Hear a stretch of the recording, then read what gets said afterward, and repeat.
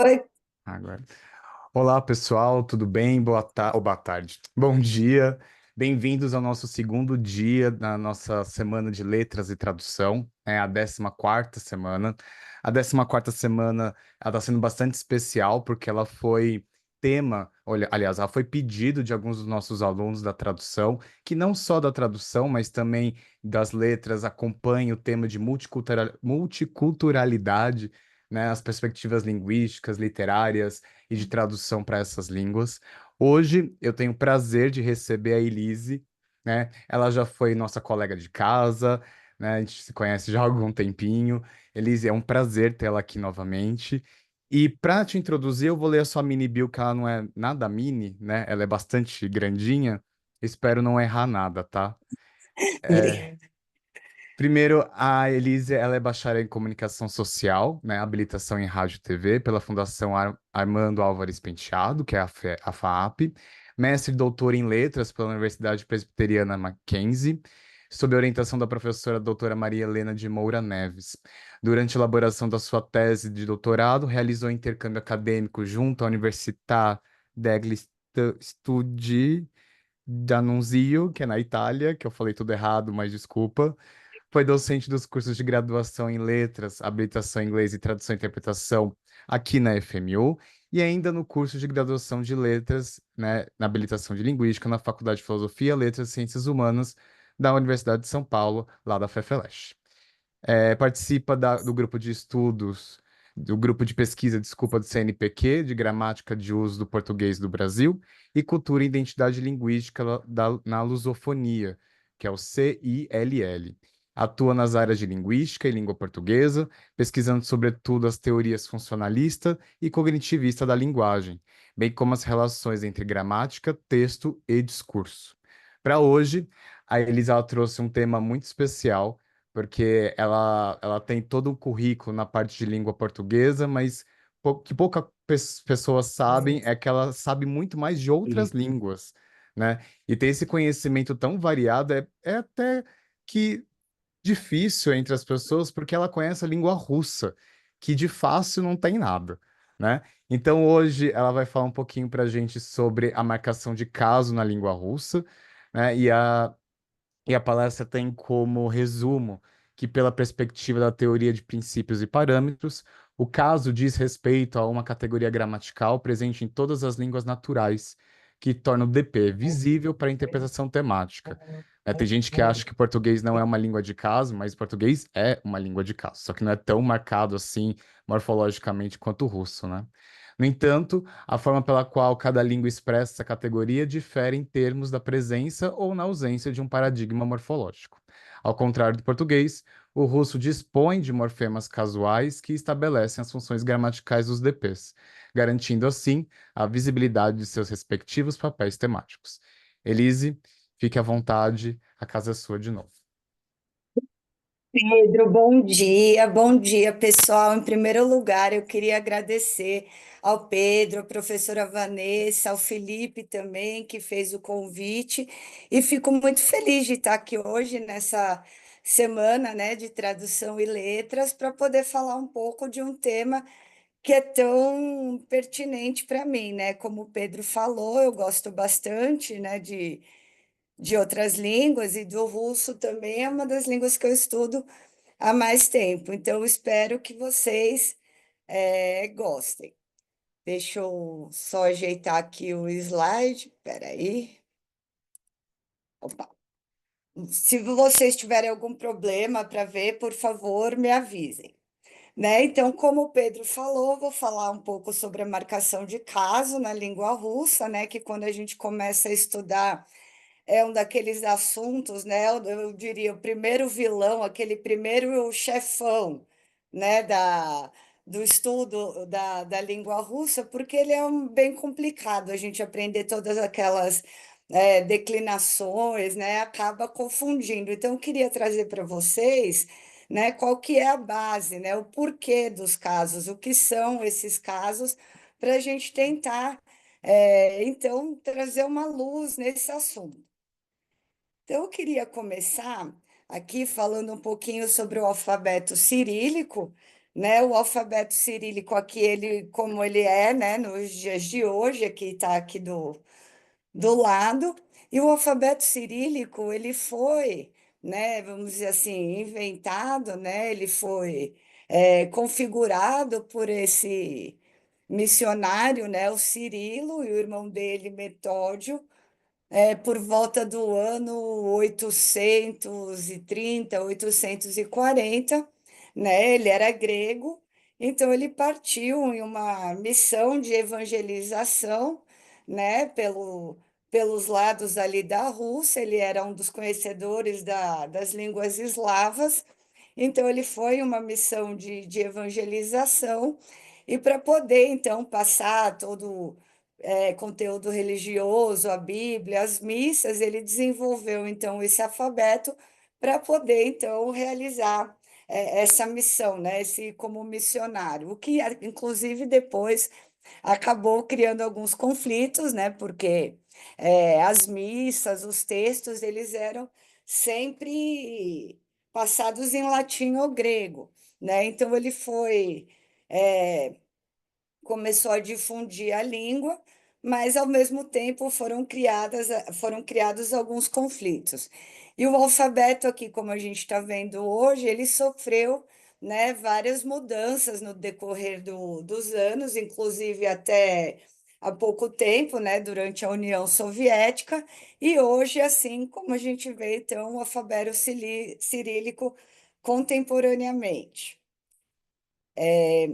Aqui eu trouxe um diagrama só, a efeito de curiosidade para vocês verem, né? Não sei, eu acho que o mouse vocês não conseguem ver, mas a gente tem o grego, tem o latim, tem o russo, né? Um diagrama de Venn. Aqui a gente tem, né? As interseções em que eles se encontram, né? Todos esses alfabetos.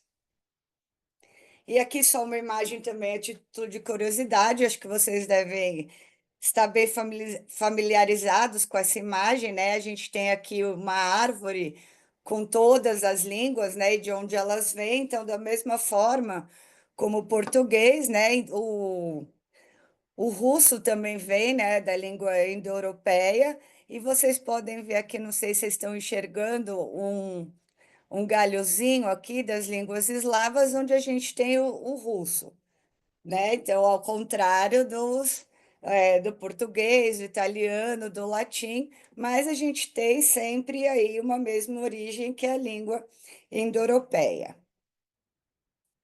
Aí eu queria situar um pouco vocês sobre qual é a base, né? De qual modelo teórico eu vou estar falando para vocês. Então, a gente vai estar tratando hoje, né? A base é a gramática gerativa, né? Que foi fundada pelo Chomsky, né? Com a publicação do Estruturas Sintáticas em 57, né? E o que a gente pega, então, da gramática gerativa para trazer hoje é a teoria de princípios e parâmetros, né? Na qual a gramática universal, que é aquele primeiro estágio da língua, né? Antes da criança ter um contato com a língua externa, né? Então, ou português, ou russo, ou japonês, então, aquele momento em que ela não teve nenhum contato com a língua, ela vai se configurar como um conjunto de regularidades gramaticais universais, que são os princípios, e um conjunto limitado de variações linguísticas possíveis, que são os parâmetros. Então, por exemplo, um princípio seria que obrigatoriamente todas as línguas apresentam sujeito, né? Mas um parâmetro, a gente, por exemplo, no português, a gente pode ter o sujeito nulo, né? Então a gente tem um parâmetro positivo, e o inglês, por sua vez, teria um parâmetro negativo, né? Porque não pode, o sujeito não pode ser nulo no inglês. Então, essa, por exemplo, seria um parâmetro de diferença. Então, toda a nossa teoria hoje, ela é baseada na gramática gerativa.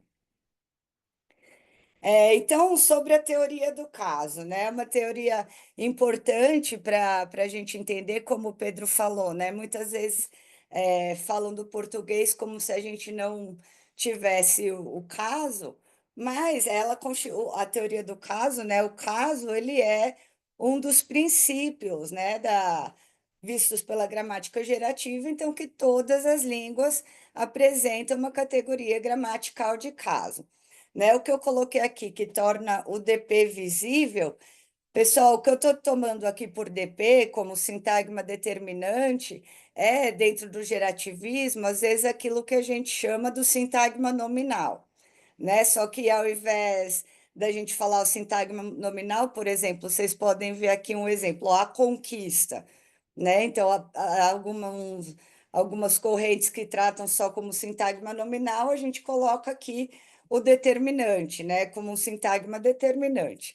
Então, o que o caso vai fazer? Ele vai tornar visível, né, qual é a interpretação temática. Então, se a gente pensar, por exemplo, quando a gente tem uma oração, a gente pensa nessa oração como uma cena, né? Então, uma cena onde está ocorrendo algum tipo de evento que vai ser representado pelo verbo, né? Então, por exemplo, uma cena em que se quebra alguma coisa, nós teremos os participantes, né? Então, a gente vai ter alguém que vai quebrar algum objeto e vamos ter o objeto que será quebrado, né? Então, pensando nessa cena, a gente tem que exatamente ter a teoria de caso para poder saber quem é aquele que vai, por exemplo, quebrar o computador e o que é o quebrado, né? Então, a gente vai então tornar visível qual o papel que esses participantes,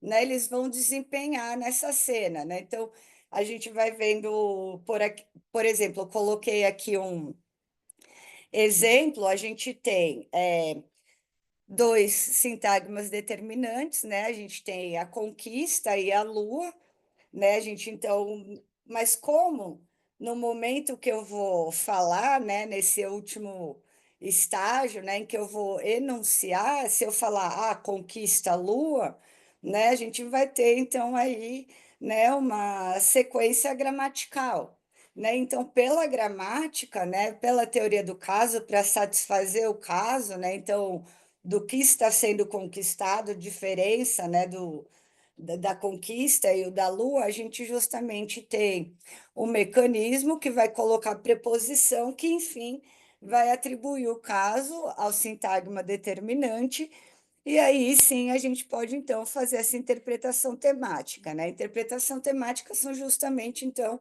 esses papéis, né, que os sintagmas, né, que esses objetos de discurso eles desempenham uma cena. Vocês já devem ter ouvido falar do agente, do paciente, tema, possuidor, então todos esses são papéis temáticos, né? Esses papéis temáticos estão mais ligados à semântica, né? Sendo o caso mais ligado na sintaxe. Então, e voltando ao que a gente estava falando dos princípios e parâmetros, o princípio, né, então, que a gente tem aqui, um dos poucos princípios que é comum a todas as línguas naturais, é justamente o filtro do caso. O filtro do caso vai falar que todo sintagma determinante que a gente pronuncia, ele tem que ter um caso, né? A gente não pode pronunciar o sintagma determinante sem que ele tenha um caso. Então, é exatamente o que acontece com a conquista da Lua.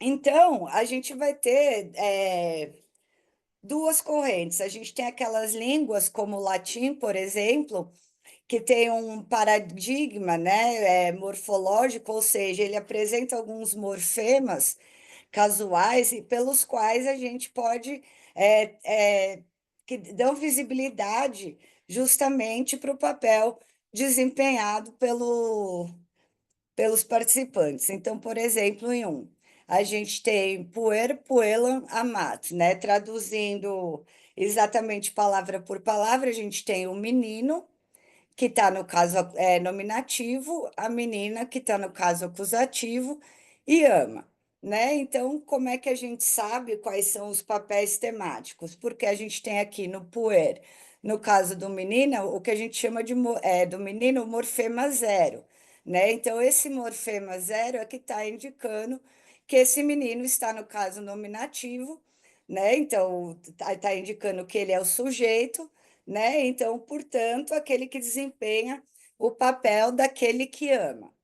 E o morfema aqui na menina, o M, né? Então, poelam, ele indica exatamente que a menina está no caso acusativo, né? Então, sendo o objeto direto, né? O complemento do verbo, daí a gente sabe que a menina, então, a gente pode interpretar que a menina, então, é objeto do amor do menino, né? Então, aqui a tradução, menina, o menino ama a menina. E se a gente for fazer uma inversão, a gente vê que acontece a mesma coisa, né? A gente coloca o morfema zero na menina, né? Esse caso nominativo aqui seria o que a gente encontra, por exemplo, nas entradas de dicionário, né? E adicionando o morfema M, claro que ali com uma vogal, para a gente não ter duas consoantes consecutivas, a gente então transforma o menino no acusativo, né? O que acontece aqui é que a gente não tem de necessariamente ter uma ordem linear, né, das palavras. Se a gente misturar e colocar em qualquer ordem, né, as pessoas vão compreender porque a gente está marcando o caso e até aí, então, não tem problema nenhum. No Brasil, a gente tem, né, o que seria o caso abstrato, né? A gente não tem um paradigma morfológico, mas não significa que a gente não tenha um caso. A gente tem justamente o caso abstrato. Mas como a gente, tendo aqui a mesma sentença, um menino ama uma menina, como é que a gente pode saber, né? A gente tem os dois sintagmas determinantes, o menino e a menina. Como que a gente sabe qual é o nominativo e o acusativo, né? Então, se a gente nem precisa refletir muito, porque é uma resposta bem intuitiva, a gente sabe pela ordenação linear na sentença, né? Então, o acusativo, o objeto direto como complemento do verbo, ele vem à direita, né? Depois do verbo, e o sujeito antes do verbo. Então, para a gente fazer, né, ter também a menina ou o menino, ao contrário, é só a gente, então, inverter essa ordem, né? Então, é pela ordenação linear que a gente sabe quais são os casos de cada um. E no português, a marcação de caso, né, ela pode se dar de duas formas. A marcação canônica, né, que a gente vai ter os casos estruturais, né, aqueles que são mais pertinentes para a discussão agora, que é o nominativo, acusativo e o oblíquo, mas também a gente tem uma marcação excepcional de caso, né, que é utilizada quando a gente tem infinitivos impessoais, né, não precisa entrar nesse detalhe agora, mas é interessante depois, se vocês tiverem interesse em descobrir, quando a gente fala, por exemplo, para mim fazer alguma coisa, né? Que muitas pessoas vão te xingar se você usar dessa forma, mas saibam que gramaticalmente está correto, né? Porque a pessoa que fala para mim fazer alguma coisa, ela está tomando como ponto de partida que esse fazer está no infinitivo pessoal. E seria, né, um exemplo de marcação excepcional de caso. Mas, claro, com a norma culta, norma padrão não é adequado o uso, mas né, a gente vê que pela sintaxe, quando a gente estuda, é uma sentença gramatical, né? Então, rapidamente aqui, no caso nominativo, eu coloquei as árvores sintáticas só para você, para ilustrar, né? Depois eu posso disponibilizar o PowerPoint se vocês quiserem, né? Então, caso nominativo, o menino quebrou o computador, esse menino que está no caso nominativo, quem atribui o caso para ele é justamente, né, essa flexão verbal de tempo, esse ou, né? Depois é que agora a gente não tem tempo de entrar, né? Mas é o que a gente vê aqui no círculo na árvore, né? Então, ele que está atribuindo o caso, e a gente também tem o pronome, né? Pelos pronomes a gente pode ver algumas marcas que sobraram desse paradigma morfológico, né? Então, aqui no caso, o pronome pessoal do caso reto, a gente sabe, então, na verdade, que se trata do caso nominativo. Já o caso acusativo, né? Então, o menino quebrou o computador, a gente vê aqui ao contrário do caso nominativo, que a gente tinha, então, né, um elemento atribuindo o caso, né, à esquerda, o computador, o caso acusativo, é sempre o complemento do verbo, né? Então, aqui, na verdade, quem está atribuindo o caso é o radical, né? Esse sem o ou, né? Que seria do quebrar. E o outro, o menino o quebrou, esse que a gente chama de pronome pessoal do caso oblíquo átono, é justamente a gente tem uma marca explícita. Então, só de bater o olho, a gente já sabe que é o caso acusativo, né? Porque ele marca exatamente esse oblíquo átono que se trata do caso acusativo, né? Então, é um resquício explícito desse paradigma morfológico. E, por fim, aqui o oblíquo, né, seria também, né, o caso oblíquo, o sintagma determinante como complemento, né, da preposição, né, e o oblíquo tônico, no caso, seria aquela marcação explícita que quando a gente, então, bate o men, a gente já sabe, né, que se trata do caso oblíquo, né? Porque já está naquela forma do próprio pronome bem explícita. E só que, ao contrário, então, do português, que a gente tem essa, então, marcação abstrata, né? Só passei um pouquinho para ter um pano de fundo. A língua russa, como tendo esse paradigma morfológico, ele vai ter, então, 6 casos, né? Que são desculpa, estava lendo.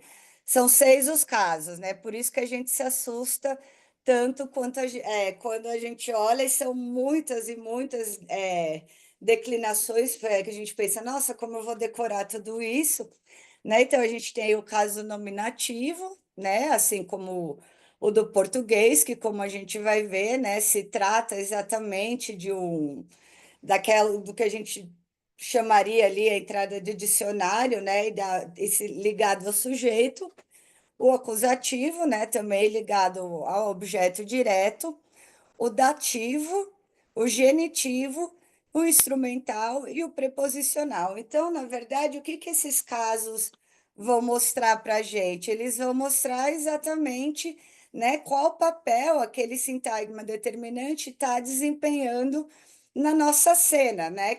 A cena a gente vai ter então um verbo ali, né? Algum evento vai ser e vão ter aqueles participantes, então a gente vai saber exatamente, né, o que papel esses participantes desempenham. Então, vamos supor se é a prima bailarina, se é uma corista, enfim, a gente vai saber os papéis que eles desempenham.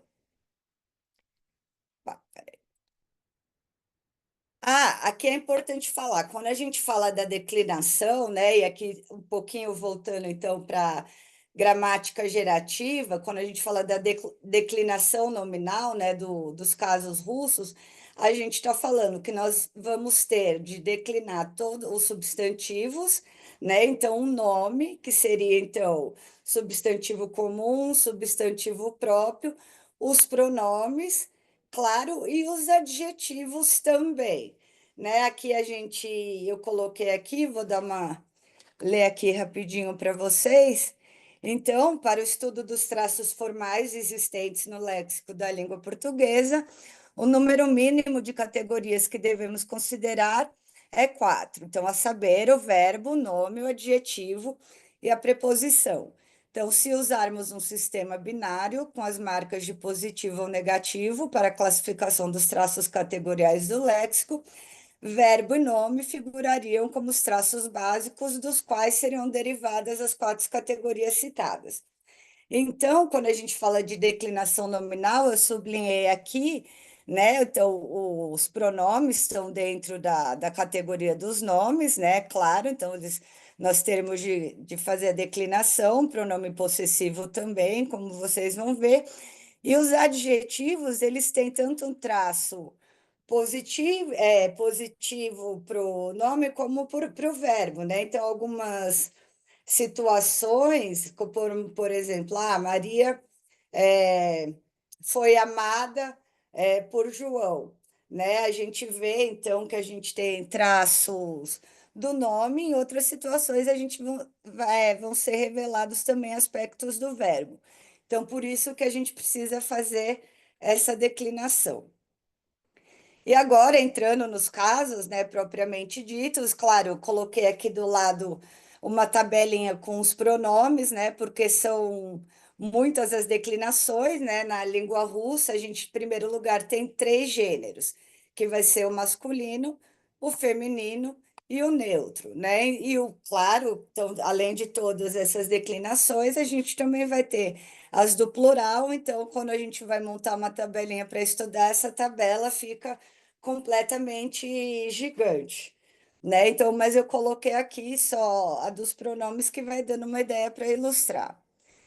Então, no caso do nominativo, né, como eu já tinha comentado, ligado ao sujeito, a gente vai estar respondendo principalmente as seguintes perguntas, que é o que estou, né? Então, quem, estou, o que, né? Então, por exemplo, quando a gente pergunta kto eta Baris, né? Então, quem é este? Este é o Boris, né? Eu coloquei aqui alguns exemplos para ver que no masculino, no geral, né? O masculino vai apresentar a terminação em consoante, mas não só, né? A gente tem mais alguns outros exemplos, ou pode ser quando a gente tem papa, por exemplo, que ele termina em A, mas é masculino. Então, claro, os exemplos aqui, eles não esgotam de maneira nenhuma todas as formas de usar o caso, nem todos os exemplos que a gente tem, principalmente as irregularidades, que são muitas, né? No outro exemplo, estou eta, né? Eta haroshaya kniga. Então, aqui a gente tem o que é isto, né? Isto é um livro bom, né? Então, kniga, que é o livro, estaria no feminino. E aqui já tem o primeiro exemplo do que eu falei do adjetivo. Ele sempre vai combinar, então, né? Vai estar de acordo com o substantivo. Claro, ele concorda, então, em gênero e número. Terceiro exemplo que vai estar no neutro, né? Então, stoeta, eta, coffee, né? Normalmente palavras assim que vêm de outras línguas, como o café, metrô, do metrô, várias palavras, né, que são comuns, elas costumam ser do gênero neutro, que tem, então, essa terminação em e, né? E o plural, ctoeta, então, eta nasce estudiante, né? Então, quem são estes? Então, esses são os nossos alunos, né? Então, normalmente, a gente vai ter aqui como é, o- os morfemas finais o i, né? Os dois são is, mas eles têm uma variação aí de pronúncia. Eu coloquei aqui uma tabelinha, né, dos pronomes na forma nominativa, o que corresponde ao nosso pronome pessoal do caso reto, né? Ya, ti, on, ana, ano, mi, vi, ani. Né? Então, eu, tu, eles, aqui, na verdade, ele, ela e no neutro, nós, vós, eles. Né? Então, o caso nominativo, ele é bem direto, né? A gente não tem nenhuma confusão e como, quando a gente começa a estudar, na verdade, é até raro a gente ter um livro ou ter alguma didática que pegue falando exatamente, vamos entrar nesse caso, né? Os livros, eles são, livros didáticos, eles são muito mais fluidos, você vai aprendendo os casos meio que sem aprender, né, o que são os casos, e às vezes por isso que quando você vai ver as terminações pode ficar um pouco confuso, né? Mas afinal, por que que a gente tem esses casos? No caso acusativo, é interessante perceber que eu coloquei aqui meta do movimento antes do objeto direto, né? Porque os casos, né, gramaticais, claro, como eu falei, eles vêm vindo há muito, muito tempo, né? E a primeira função do caso acusativo era justamente mostrar qual que era a meta, qual era o objetivo de um movimento, né? Porque veja, muitos e muitos casos eles deixam de ser utilizados, né, no decorrer do tempo. Por isso que eu falei que no português essas marcas morfológicas, esses casos, né, por exemplo, a gente tem no latim, eles vão sendo deixados de lado. E em outras línguas, por exemplo, o alemão. O alemão a gente tem quatro casos. Um dos casos ele vai englobar outros casos, né? E antigamente eram, por exemplo, é, no dativo, a gente tinha uns 8 tipos de dativo no grego diferente, né? Então, são muitos, e as origens a gente pode pensar, nossa, mas por que que eu vou estar usando aqui? Tem o exemplo, né? Que responder a questão para onde? Não tem cara de objeto direto, né? Mas isso é uma herança que vem lá de muito tempo atrás, né? Então, no caso acusativo, também ele é mais é, direto, né? Quando a gente pensa, até por conta do português, a gente pensa, então, em primeiro lugar, no objeto direto, né? Então, as principais perguntas que o caso acusativo vai responder é o cavô, que é quem também, mas como vocês vão ver no exemplo, né, um outro tipo, e estou o quê e o kudá, para onde, que eu vou trazer um exemplo um pouquinho mais à frente. Então, no exemplo, cavô on videl metrô, né? Então, quem ele viu no metrô. Então, o que a gente está querendo saber com o caso acusativo, né, exatamente o tema, que vai ser o objeto da visão de ele, que eu coloquei aqui esse ele no caso nominativo, usando bastante pronome ao invés dos nomes para a gente ir vendo, né? Então, ao invés de a gente falar on videl anaf metrô, que seria no caso nominativo, né, que está aqui de ela, a gente usa io, né? Então, vai ser esse pronome ela no caso acusativo. Então, on videl Yov mitrô, né? Então, a gente aqui tem, a gente já sabe que está no caso acusativo, então, que ela é justamente o tema, né? Ela desempenha, então, o papel temático, né? O papel semântico de tema, que é o tema do que ele tá vendo. E também nesse caso da pergunta quem, né? Da pergunta estou o quê, né? É mais simples ainda. Então, estou Ana Copila, né? Então, o que ela comprou, né? Então, Ana Copila interessa no knigo, né? Então, como a gente vê aqui, o kniga que a gente viu que era uma palavra, né, um substantivo feminino, a gente vê que então a declinação dele, a gente troca aquele A, peraí, esse A, né, esse A, aqui eu pus harocha, mas seria interesse, né, se fosse o caso, né? Então aqui o yu, então o adjetivo, né, de novo, ele também está acompanhando, né, o gênero, o número e o caso, né, do complemento do verbo, né? Então o que que ele comprou?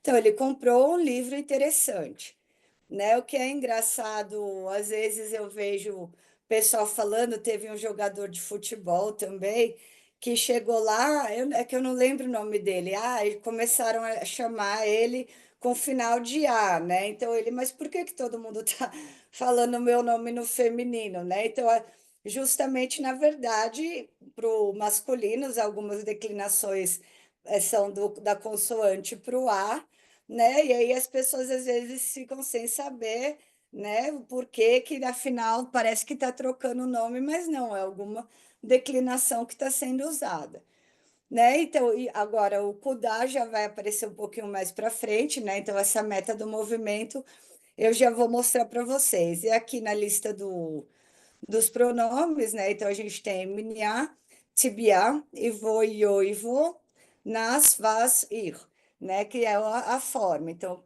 estou colocando aqui uma lado a lado para a gente vendo.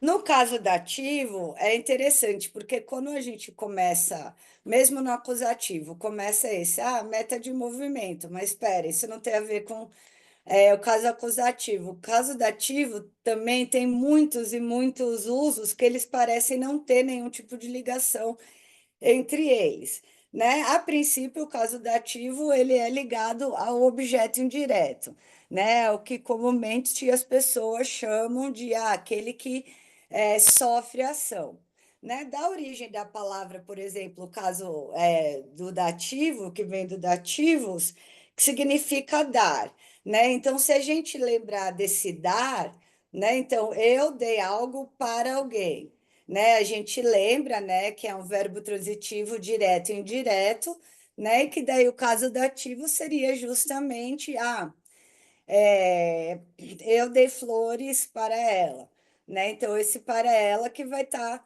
no caso dativo, né? Então, principalmente, ele vai responder a questão do como, para quem, né? Então, aqui o exemplo, na padarila meniê interesse no knigo, né? Então, o que a gente tem aqui nesse camu? Para quê? Esse meniê, que seria para mim, né? Então, ela deu, né, um livro interessante para mim, né? Então, você já vê aqui a ordem pode também ser a que vocês quiserem. Então, eu coloquei aqui coloridinho o aná no caso nominativo, claro, o verbo concordando aqui, né, com a pessoa, se fosse ele, a gente não teria esse azinho, como vocês vão notar em outros verbos, e esse minier, então, né, esse para mim, que seria, então, o pronome no caso dativo, né, o pronome de primeira pessoa. E aqui o livro interessante está no caso acusativo, então, quis mostrar aqui como vários casos vão aparecendo. Mas o caso dativo a gente também usa, por exemplo, para falar a idade, né? Então, mir 20 lет, né? Então, eu tenho 20 anos. Aí a gente pode pensar, não tem, né, uma lógica com o objeto indireto ou com a pergunta, тебе холодно, né? Você está com frio? Né? Mas às vezes a gente vê um pouco a etimologia, um pouco dos outros casos, né? Por exemplo, a questão não só com frio, né? O caso dativo ele é utilizado também para expressar sentimentos. Então, tô feliz, мне хорошо, então eu tô bem, мне плохо, não tô bem, né? Então tem na etimologia da palavra, dos casos, quando a gente estuda, vem de uma antiga crença, né, que quando a gente queria, por exemplo, se livrar de alguma doença, né, a gente tentava passar essa doença para outra pessoa que a gente estaria curado, né? Então ainda você pode puxar esse sentido de dar. Então, eu vou dar minha doença para alguém para eu estar curado, né? Então, quando eu falo, tô com febre, ou tô com frio, aí também a gente vai ter aquelas expressões, to give a cold shoulder, né? Então, eu vou, né, agir de forma fria com alguém, né? Então, dá um ombro gelado. Então, a gente quando vai vendo a fundo, eles todos vão ter, obviamente, claro, algum tipo de, como se diz, relação, né? É claro, não está lá simplesmente o caso jogado. E mais uma vez, esses exemplos, né, eles não vão esgotar muitos e muitos outros casos outros exemplos em que o caso dativo é utilizado, né? Só trouxe, eu estou trazendo alguns aqui para a gente ir vendo a lógica deles, né? Então a gente tem no dativo, né, os pronomes menie, tibie, imu, ie, emu, nam, vamen, né? Também aqui do lado com o nominativo para ver como a gente vai trocando então. Aí a gente tem o caso genitivo, né? Que na verdade eu coloquei essa ordem nominativo, acusativo, dativo, só para a gente pensar no sujeito, objeto direto e objeto indireto, mas o caso genitivo é o que os professores costumam passar. Ou antes ou logo após o caso acusativo, né? E o caso genitivo, ele vai indicar, né, aquele papel temático, né, daquele de posse, de fonte, de origem. Se a gente vê no próprio olhar para o próprio nome, o genitivo, né, ele tem a ver com gene, né? E o que que a gente pensa quando a gente fala em gene? Né, na família, na origem, tá? Vamos genética, né? Então aquilo que é passado. Então, a gente já pode pensar por aí. E algumas questões, né, que ele vai também responder, cavô e atcuda, né? Então, quem e de onde, né? De formas, o cavô, na verdade, né? Então, desculpa, esqueci aqui de colocar a preposição. Então, na verdade, o que os alunos aprendem primeiro é justamente essa questão de posse, né? Em utilizar e estruturar eu tenho e eu não tenho, né? Então, um exemplo seria o kavo jest wróćka, né? Então, quem tem uma caneta, né? A gente está lá numa prova, né? Então, por isso esse sentido de quem, né? Mas, claro, sempre usado com a preposição o aqui, que, desculpa, eu esqueci de colocar ali em cima, né? Então, o minha jest rútica, né? Então, eu tenho uma caneta. Esse eu aqui, né, vai estar também no caso genitivo, que graças a tudo, ele é da mesma forma do caso acusativo, né? Se vocês olharem aqui, não foi porque eu errei no slide, não, é que exatamente os pronomes, eles têm essa mesma forma. Então, nesse sentido, não precisaríamos decorar o outro, mas só daí ter cuidado, né, na hora de saber se é o genitivo ou acusativo, né? Então, eu tenho a caneta, né? Você vê aqui urútica, né? O final, então, uma palavra feminina aqui terminada com A, a estrutura é essa, né? Então, eu tenho uma caneta, esta é parte da estrutura, porém, o problema surge quando a gente vai fazer a negação. Não, eu não tenho uma caneta, né? Quando a gente coloca esse não aqui, o niet. Se eu colocar o não, eu também vou ter que declinar daí a urútica, né? A caneta. Então seria umnianet rutki, né? Que daqui aqui eu não coloquei a terminação, mas o feminino, então ele vai para o i. Então aqui teria então de fazer duas declinações, né? E o outro exemplo, né, de perguntar quando a gente fala então da origem, né? Então de onde você é, né? Quando a gente começa a estudar, que vai fazer aqueles começa a fazer aqueles diálogos, ah, você é de onde? Qual a sua profissão, né? Vai aprendendo, né? Então, e aí, Moskvi, né? O Moskvi que é Moscou, né? Então, eu sou de Moscou. Moscou também é uma palavra feminina, então seria Moskva.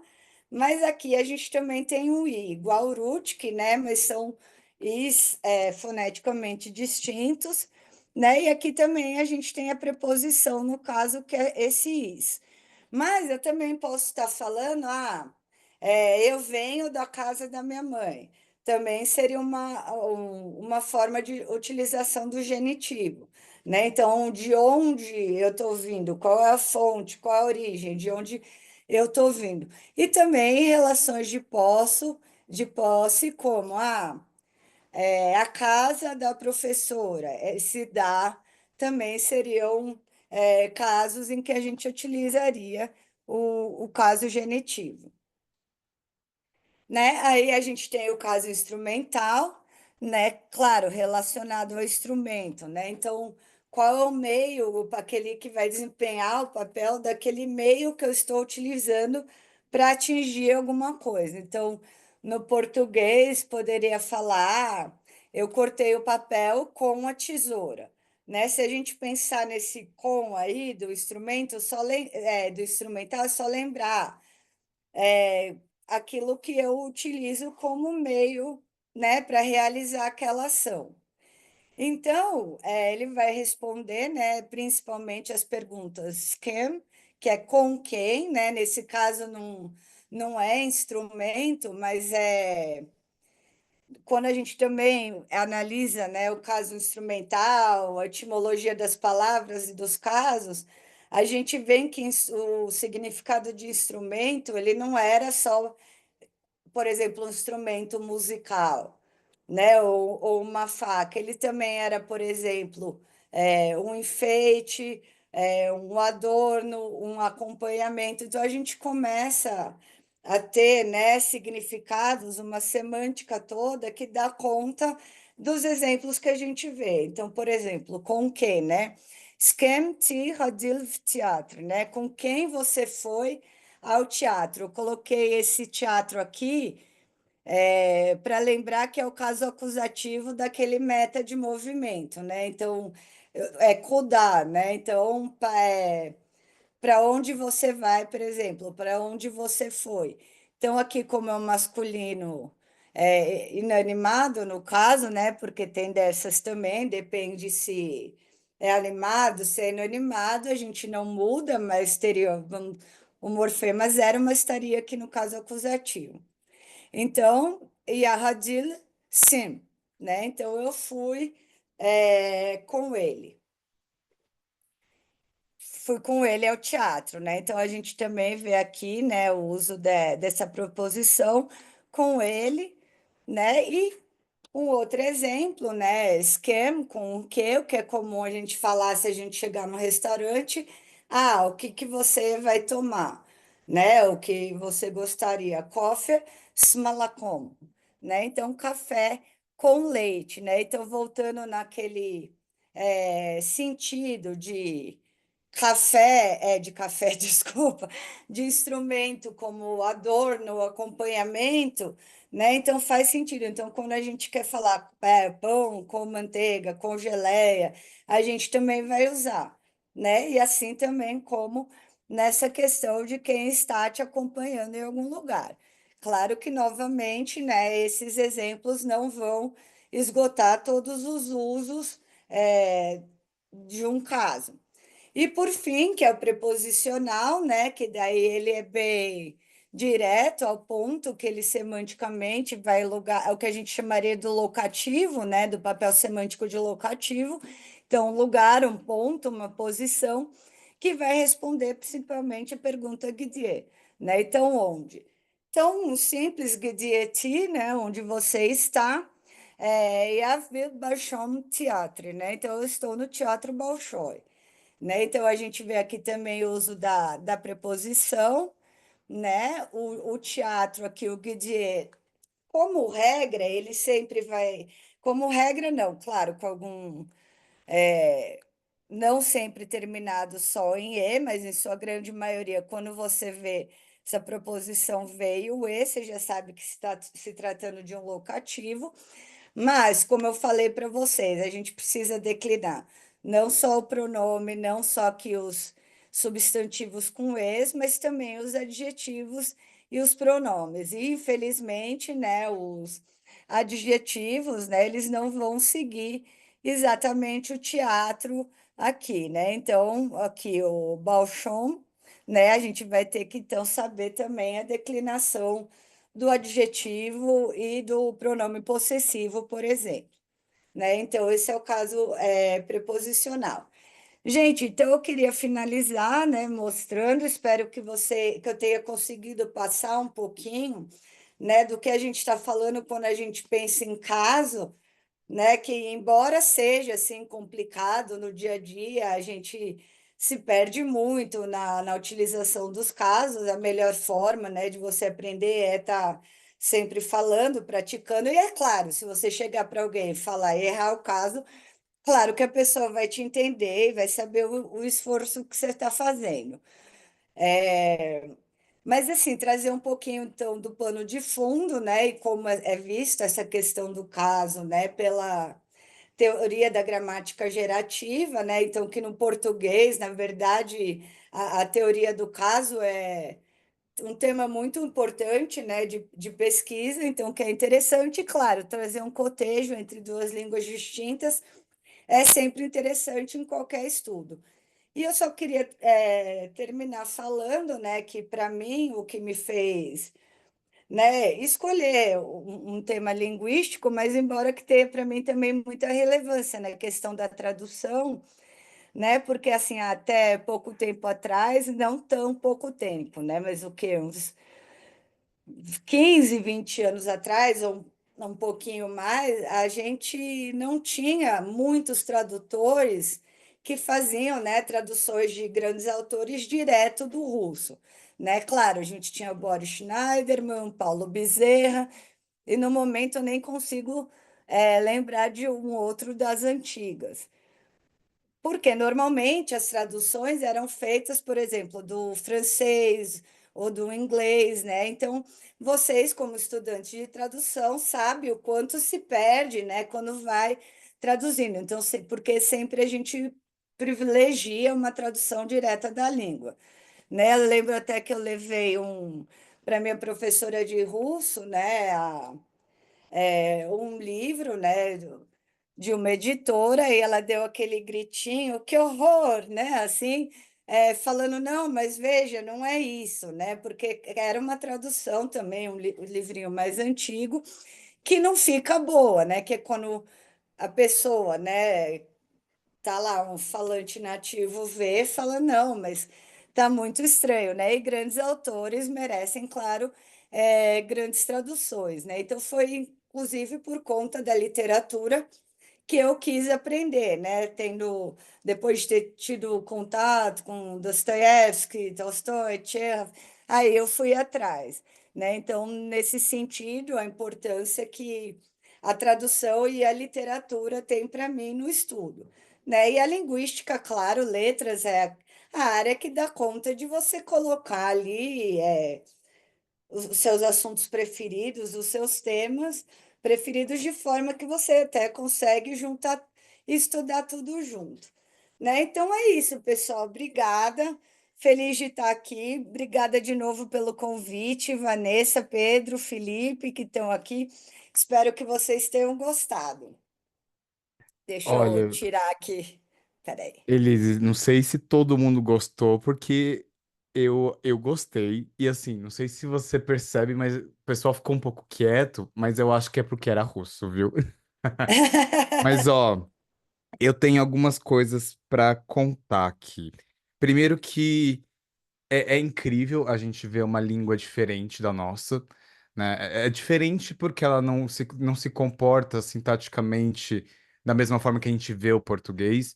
Então assusta realmente, você falou, e é muito isso, né? Assusta ver aquelas tabelas enormes de casos e ter que decorar os casos para todas as pessoas, se é no feminino, se é no masculino, se é no singular, se é no plural.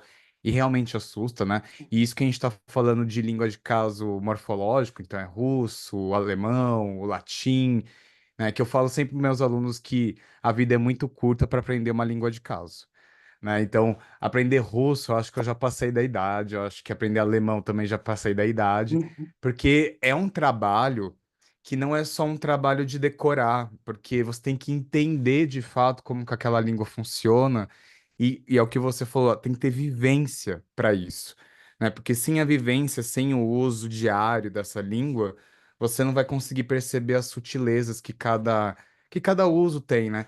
E aí, eu fiquei bastante interessado no seguinte: é, se eu estiver falando alguma besteira, por favor, me corrija, tá? Primeiro que a teoria dos casos é uma teoria que ela dá a ideia dos papéis temáticos, né? Que ele, obviamente, está linkado com a ideia da sintaxe. A gente estuda isso mais em língua portuguesa quando a gente fala das vozes verbais, né? Então tem o sujeito agente, tem o sujeito paciente, só mesmo para dar uma contextualizada para o pessoal de português, porque a gente tem também os temas em português, mas a gente usa muito pouco na parte de dar aula na escola, né? Porque é um conteúdo que vocês perceberam que é um conteúdo denso, que para um falante na escola, um falante que já sabe a sua própria língua, a gente tem outras prioridades do que além do caso no português, mas tem línguas como o russo, que o caso ele é morfológico, que é prioridade porque tá lá, a gente vê, a gente enxerga, né? Então, essa teoria do caso, por mais que ela pareça muito estranha, porque é uma língua muito longe da nossa, geograficamente falando, ela também faz parte da nossa língua, né? Eu lembro que na faculdade, quando eu comecei a ter contato com essa ideia de caso, eu falei, nossa, tem que ser aquelas línguas lá do fim do mundo, para ter uma coisa tão bizarra. Aí eu lembro que meu professor de latim, ele falou assim, mas gente, ó, o latim tem caso. Eu falei, mas aí o português foi lá e facilitou, né? A gente tem que facilitar. Aí ele, não, mas o português ainda tem caso, né? E aí você mostrou e ainda vou falar mais tarde sobre isso também. Falar também sobre o caso sendo um fenômeno morfológico para o russo, né? Então você enxerga ali os pedacinhos de palavra que vão indicar de forma explícita a qual caso cada sintagma está pertencendo. Isso no português não acontece, porque a gente não tem essa marcação muito clara, né? E pensar que no português essa marcação ela vem de sintaxe propriamente, né? Que é a ordem das palavras. Não é à toa que no português, se você fizer um hipérbato, né? Que é misturar os sintagmas, e esse hipérbato for muito violento, você pode perder um pouco dessa noção, né? O sujeito acaba virando objeto, o objeto vira sujeito, dependendo da situação do sintagma. Então, o português é uma língua muito mais travada na ordem das palavras, se a gente for pensar, do que uma língua de caso. Então, eu fico imaginando, por exemplo, construir poema em russo, que você tem uma liberdade maior de movimentar as palavras dentro do verso e conseguir possivelmente rimas ou uma estrutura sonora muito mais complexa, né? Por mais que o português, enfim, eu sou. Eu não posso falar mal da minha própria língua, até porque eu amo ela demais. Português é uma língua muito sonora, né? Mas a gente tem uma certa limitação nessa parte de expor as palavras em determinados lugares, porque o nosso caso ele está muito ligado à ordem das palavras. Se você fere um pouco a ordem natural, né, que seria a ordem direta do português, você pode atrapalhar um pouquinho isso. Então, é só para quem não entendeu muito bem porque que o português tem caso, tem, mas é muito mais marcado pela posição dessas palavras, né? Também falar sobre a ideia é que esses casos eles funcionam nos DPs, né, que a gente também chama de sintagmas nominais, né? É que DP é mais na parte de X-barra, né, das teorias mais linguísticas, que no final das contas a gente consegue falar mais ou menos da mesma forma. E aí a gente tem, você falou mais sobre o caso nominativo, acusativo e ablativo que em português a gente pode ver que o caso nominativo a gente enxerga melhor pela conjugação verbal, né? A relação entre sujeito e verbo, né? O sujeito é aquele que conjuga o verbo, e por conta disso ele tem essa relação, né? O acusativo que é para onde vai a ação, né? Que para a gente é muito o caso, o objeto direto, e o ablativo vem com a preposição. Obviamente que quando você aprende isso na escola, a diferença do objeto direto e indireto é uma diferença pífia, né? Ah, objeto direto, não tem preposição, objeto indireto tem preposição. Essa é a versão soft que a gente aprende na escola, né? Que a gente sabe que tem muita coisa a mais, assim, né? Se a gente for no Bechara, por exemplo, ele fala que o objeto indireto só pode ser pessoa, porque tem a ver com dativo, né, que é sempre dar algo a alguém. Então, não é bem assim que funciona. A gente tem uma versão meio facilitada na escola, ou até mesmo em alguns cursos de língua, né? Porque a ideia não é aprofundar uma reflexão linguística logo de cara. A ideia é usar a língua e saber analisá-la o mínimo possível para você ter resultados mais breves possíveis também. Mas pensar que a gente tem que olhar um pouquinho mais atento para a nossa língua, né? Que a língua ela não é tão simples quanto a gente imagina. Os nossos cursos, né, de letras e tradução, eles servem para isso, para a gente ter outras perspectivas linguísticas, não só uma perspectiva básica ou de um falante inocente da língua. Se a gente pegar uma pessoa qualquer na rua, ela sabe falar português, ela sabe muito bem falar português, só que ela não sabe refletir muito sobre a língua porque ela precisa ter essa consciência, né, que a língua ela é feita por sistema, ela tem as suas contribuições, uma coisa liga com a outra e tudo mais. E aí aqui, só para terminar, acho que eu estou falando demais, mas é porque eu gosto muito dessa ideia. Você falou do caso genitivo, que me lembrou muito mesmo o uso praticamente só da preposição de em português, né? Isso mostra que a gente tem esse caso, porque o de, ele tem essa ideia de origem, tem de posse, então fica muito mais fácil a gente entender por que que tem um leque tão grande, né, de semântico para essa preposição, por que que ela significa tanta coisa, mas é porque isso tem um rastreio histórico, né? A gente tem um caso só para isso, né? Depois você falou do caso instrumental, que ele tem a ver com o meio, como que chega até lá. né, que em português daria o com também, que aí eu fiquei pensando, falei, nossa, que interessante, né? O instrumental normalmente a gente coloca como adjunto adverbial, né? Ele cortou a maçã com a faca, né? Ou coisa desse gênero, mas também tem a ideia do acompanhamento, né? Então, instrumental e acompanhamento são ideias muito próximas e que também tem a ver com a preposição com, né? Do leite com café, da torrada com geleia, né? E depois, no final, quando você falou do caso preposicionado, caso preposicional, que eu fiquei, nossa, caso preposicional, essa eu não lembrava. Aí depois você falou, não, é locativo. Eu falei, ah, o locativo do latim. Lembrei. Que também tem a ver com nossos adjuntos adverbiais, né? De lugar, né? Que é lugar, ponto, posição, que esses a gente pode usar até a preposição em, preposição de vez em quando, que tem tudo no português também, né? É que a gente não enxerga muito bem porque a gente acaba usando mais as preposições, mas eu até lembro também do meu professor de latim na época da faculdade falando que se a gente não tivesse as preposições, a gente não ia conseguir falar um monte de coisa, porque a gente ia ter que resgatar, né, o caso morfológico do latim para poder introduzir informações que a gente não conseguiria, né? E aí, Elisa, eu queria te perguntar, é uma pergunta inocente mesmo, que assim, você falou também que o caso, né, a teoria do caso, ela tem muito a ver com semântica, né? Que mas você consegue separar para mim o que que é uma ideia semântica do próprio léxico e uma ideia de temática? Porque uma coisa fica um pouco confusa para mim, a ideia de a palavra ter a sua semântica, ter o seu significado, e dentro desse significado eu conseguir achar esse tema, né? De ser nominativo, de ser acusativo. Você consegue distinguir mais ou menos isso para mim?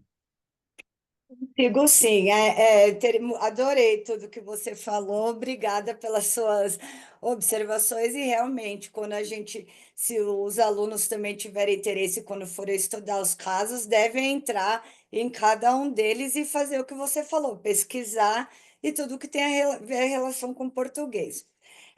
Quanto à sua pergunta, né, em se tratando do português, a gente sabe, por exemplo, justamente pelo caso, né? Então a gente tem a ordem, a gente sabe que se trata de um acusativo, de um objeto direto, e prototipicamente, né, o objeto direto ele está relacionado ao papel de paciente, né? A gente tem o que a gente chama de hierarquia temática, que tem justamente essa relação, né? Então, e a gente pode ir além, falar que pragmaticamente, né, quando a gente junta o estudo, né, da língua e uso, vai normalmente se tratar do que a gente chama de uma informação nova, né? Então ele está relacionado, e pelo fato então dele ser o objeto direto, um caso acusativo, ele vai revelar então aquele papel temático, a gente consegue ver.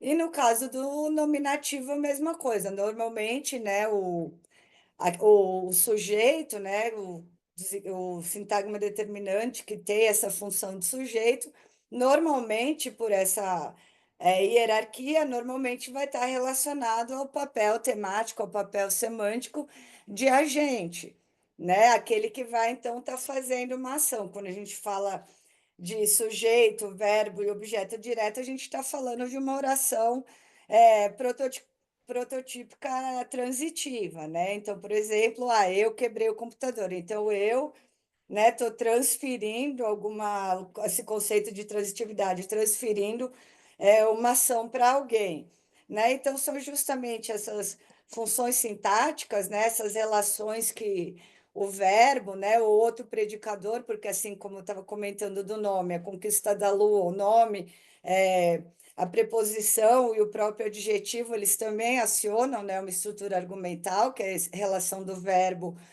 com os argumentos. Então, essa relação que o verbo tem com esses argumentos é que vai ter a relação com a semântica, porque, por exemplo, um verbo, quando a gente fala dos papéis, o verbo como quebrar, necessariamente, né, para o sentido global dele se tornar completo, a gente necessariamente vai precisar de um argumento interno, que vai ser justamente o paciente, e do argumento externo, que vai ser o sujeito. né? Sem ele, vamos dizer assim, que a gente não tem um significado global, né? Então, claro que mesmo que pragmaticamente a gente estava assim, ah, ele quebrou, claro que ele quebrou o quê? Vai ser recuperável no contexto, né? Mas essa relação, então, dessa relação de semântica do próprio verbo, do sentido global dele. Então, e essa relação que eles têm com o argumento, que é a ligação ali para que a gente possa ver visível na oração do que se trata, né? Embora, claro, no português a gente tem essa ordenação linear, né? Mas, claro, colocando de novo a pragmática, a gente pode ter casos é, de tópicos, né? Claro que mudanças que a gente faz nessa ordem para obter efeitos pragmáticos, né? Então, é, o computador ele quebrou, né? Então, se eu quiser dar ênfase no computador, por exemplo, eu vou trocar. Mas isso dentro da gramática gerativa é o que a gente chama daquilo que a gente vai fazer no última, vamos dizer, estação de trem antes de anunciar.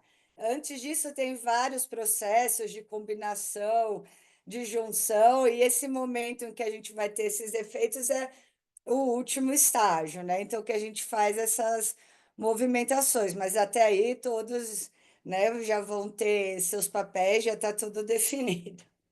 Aí eu respondi, eu não sei se eu viajei, porque Respondeu. Não. a gente começa devagar, né? Não, É mas não normal. respondeu sim. É que normalmente quando a gente começa a pensar sobre esse estudo de caso, a gente pensa só em sintaxe, né? Mas é muito importante pensar na semântica, na pragmática, e aí a gente consegue enxergar que os níveis de análise linguísticos, eles estão todos interligados, né? Não tem como estudar caso sem estudar semântica, não tem como estudar semântica sem estudar sintaxe, né? Por mais que pelos Chomsky a gente tenha a sintaxe comandando tudo, né? Eu preciso de outras áreas, eu preciso de outros elementos para de fato montar um enunciado. Porque esse enunciado ele não é só forma, né? Ele tem o conteúdo, mas o conteúdo interfere na forma, a forma interfere no conteúdo. Mas enfim, no final das contas se você quiser aprender russo, né, que foi o alvo dessa palestra, saiba bem fazer uma análise sintática, que isso já vai te ajudar muito, né? Estude um pouquinho melhor sobre papéis temáticos, sobre os casos. Mas assim, eu lembro que não só para o latim, que foi a língua de caso que eu tive mais contato, mas como para o alemão, é importante, logo no início, ter essa noção dos papéis sintáticos para que se torne cada vez mais natural usar esse rastreio morfológico nos sintagmas que você estiver usando nessa nova língua, tá? E pensar que o russo, por mais que seja uma língua um pouco distante de nós aqui no Brasil, é uma língua de extremo interesse, né? Eu estava conversando anteontem, né, que eu também estou dando aula numa escola de ensino regular mesmo, e o professor de matemática falou para mim que ele estava aprendendo russo. Do nada, né? Aí eu, nossa, russo? Mas por quê, né? Você quer ler Dostoiévski, você quer ler literatura de verdade, né? Porque a literatura russa é incrível, né? Aí ele, não, é porque tem vários matemáticos russos que são muito bons e eu quero ler esses matemáticos no original. Falei, meu Deus! E, então é muito mais coisa, sabe? Ele tá querendo aprender russo para ter contato com material específico. Então é muito interessante ver que o russo ele tem não só pela língua ser muito rica, mas também tem uma cultura muito elevada e que vale a pena a gente querer. E também agora, pro pessoal da tradução, vale muito a pena também recorrer a essas traduções diretas que são mais valorizadas porque tem um trabalho muito mais ativo na manutenção dos significados e das relações semânticas e sintáticas, né? De pensar que você fazer uma retradução, né? Uma tradução que foi do russo para o inglês, do inglês para o português. Obviamente que esse telefone sem fio vai dar um tanto de ruído. Então, pensar que estudar essas línguas de caso não são só a título de curiosidade e academicismo, né? Tem a ver mesmo com o uso real da língua, tem a ver com o uso e atingir conhecimentos que a gente tem hoje, que pode ser que a gente não tenha muito bem colocado, né? Eu tenho como exemplo na minha cabeça o material do Freud, né? Que no português a gente não tinha tradução direto do alemão. E aí, quando começaram a fazer as traduções diretas, começaram a perceber que tinha algumas coisas ali que não batiam muito bem. E aí você fala, meu Deus, a pessoa está usando isso como técnica terapêutica e ela está usando, sei lá, de uma forma um pouco diferenciada por conta da tradução? É por conta disso, né? Mas enfim, Elise, muito, muito, muito obrigado pela sua presença aqui. Fiquei muito feliz em te rever, mesmo que à distância hoje. Obrigada É, a vocês de novo, Vanessa, Felipe, e é muito bom tê-la Pedro, aqui. obrigada. E só avisando, pessoal, que eu coloquei já a lista com registro de presença para vocês. Nós vamos fazer um breve intervalo agora de 20 minutinhos. Às 10h30, 10h32, nós já voltamos, tá bom? Vejo vocês daqui a pouquinho. Tchau, tchau. Tchau.